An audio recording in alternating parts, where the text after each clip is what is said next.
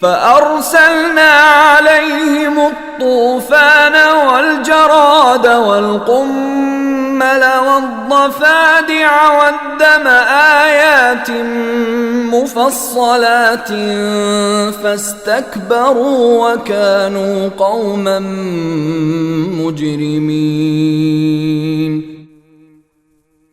چنانچہ ہم نے ان پر طوفان، ٹڈیوں، گھن کے کیڑوں، مینڈکوں اور خون کی بلائیں چھوڑیں، جو سب علیحدہ علیحدہ نشانیاں تھیں۔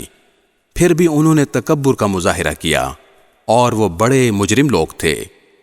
وَلَمَّا وَقَعَ عَلَيْهِمُ الرِّجْزُ قَالُوا يَا مُوسَى ادْعُ لَنَا رَبَّكَ بِمَا عَهِدَ عِندَكَ لَئِن كَشَفْتَ عَنَّا الرِّجْزَ لَنُؤْمِنَنَّ لَكَ وَلَنُرْسِلَنَّ مَعَكَ بَنِي إِسْرَائِيلَ۔